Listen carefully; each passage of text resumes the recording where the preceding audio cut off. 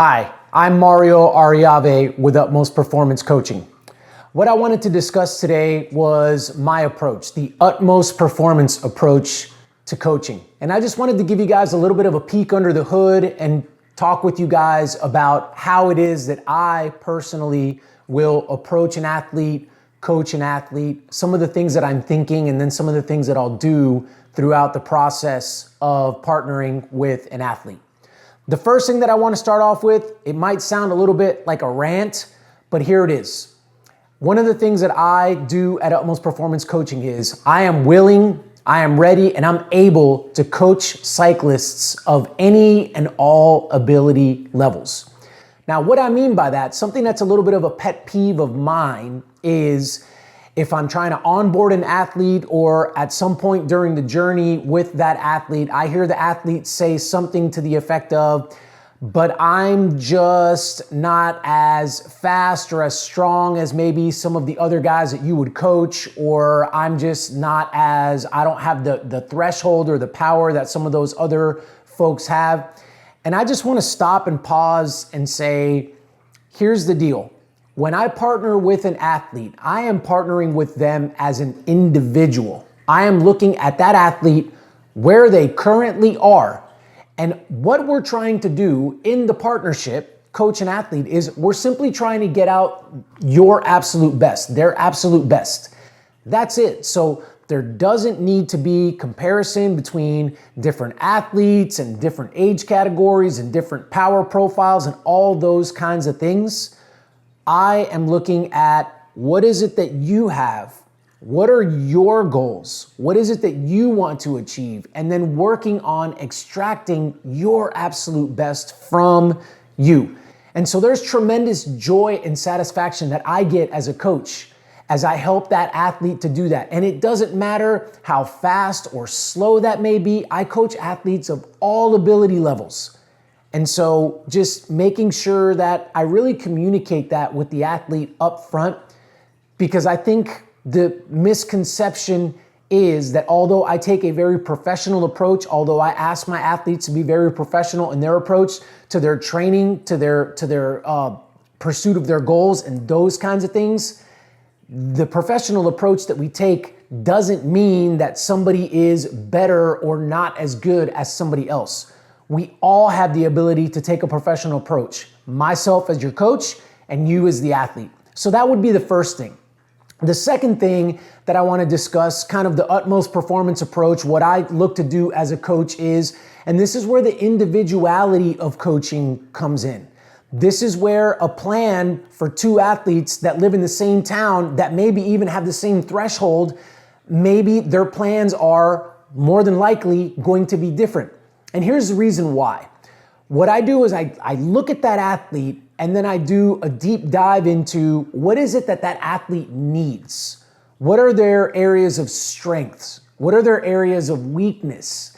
And where can I help to bring those weaknesses up to strengths, to keep those stronger areas as strengths?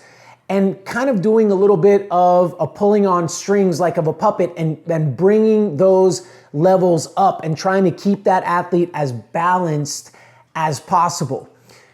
Why? Because then they will be kind of like a Swiss Army knife per se, that will be able to go after different goals. If they're wanting to compete in different events and things of that nature, then they'll be well-rounded to be able to take on the things that they're going to need to have to take on a physiological level.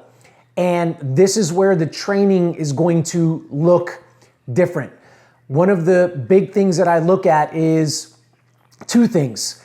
I look at kind of the size of the engine that the athlete has. In other words, what is their capacity for what kind of a ceiling do they have? A lot of times folks like to call this maybe their VO2 max. And so out of the box, what is it that that athlete has? And every athlete, this isn't a bad thing, but it is a truth. Every athlete does have a ceiling there when it comes to their VO2 max at the onset. We can raise that with training, but it's important for me as a coach to kind of know what that is so that I don't overstep the workouts that I give that athlete and have them trying to do things that they're not necessarily ready for at this particular moment in time. Maybe 3 months, 6 months down the road, we can get into and do that kind of training and do that kind of work. But maybe for the time being, they're not ready for that. So engine size is one. You can kind of think about that as a VO2 max type of a number or quantity. The second thing would be the durability of the athlete. And so separate from the VO2 max would be how much work can this athlete actually handle? What's the load of training that we can put on this athlete? The amount of stress that we can put on that athlete that they can handle without breaking them down to the point where, remember, if you've watched any of my content, consistency is key. Being able to show up, having uninterrupted training day after week after month, hopefully after years. So finding out what that athlete's durability is so that they can come to work every day, so that they can complete the rides, whether they be easy rides or workouts, and we can just continue to stack and get stronger. And those two things are separate because we could have an athlete that out of the box has a very high VO2 max. Their ceiling is very high, but for some reason or another, maybe they're lacking in durability. They can't take on that heavy workload that maybe another athlete can take on, but that athlete maybe is struggling from a little bit smaller of an engine. And so therefore we've got to be intentional about the kind of intensity that we give them. And so that would lead me to the three things. The third thing being minimum effective dose. In other words, I like to give this example. Let's say you come to me and you have a headache. Now, we know that if you have a headache, there are some over-the-counter medicines that would take care of that headache. We're going to go ahead and go with aspirin in this example. So I have a bottle of aspirin. You have a headache. I ask you on a scale of 1 to 10, 10 being this is excruciating, I feel like my head is going to blow up. What is that headache? Give me a number. And you give me a 7. And I say, okay, a 7. Let's see. We can probably knock this out with 2 aspirin. We know that it would take away your headache and it would make you feel better. Great. But then you might come back to me, and this is something that a lot of athletes unfortunately misunderstand. You come back to me and you say, well, it's a 7, but hey, I really want to make sure that it's gone, so give me 4. And then I would say, wait a minute, but if 2 will do the job of getting rid of the headache, then why would we give you 2 extra aspirin on top of that when they're both going to achieve the same thing? The headache will be gone. And so going back to this and tying this into my philosophy and the way I do things at Utmost Performance, the minimum effective dose. I'm looking to, what is it we're trying to do? What are your goals? What is the path that I feel, in my professional opinion, is going to get you there? And then giving you the rides, the structure, the workouts, the training plan that is going to get you there with just the 2 aspirin. Sure, can we do 4 aspirin? Can we do 3 extra intervals? Can we extend that long ride another hour? Can we take out a recovery day? Can we do maybe some more strength work off of the bike? We can do those things, but one of the things that I am monitoring is at what point are we're not getting much return on that investment. In other words, it's costing you more time and it's costing you more effort, and there's more of a breakdown in your body, but is it worth maybe that little bit more that we're getting versus, let's just go with the 2 aspirin approach. We're getting what we need and we're able to, once again, we're able to continue to be consistent. Because what I've seen in my experience, and folks that don't have a coach do this unfortunately very often, is you're taking 4 aspirin until you realize you've done yourself tremendous damage, and all of a sudden the consistency in your training suffers tremendously. And here comes somebody else who's been taking 2 aspirin, and all of a sudden 2-3 months down the road, we see that 2 aspirin athlete outperforming the athlete that was taking 4 aspirin because they were simply working too hard. So to recap, what do I do at Utmost Performance as your coach? What am I looking for?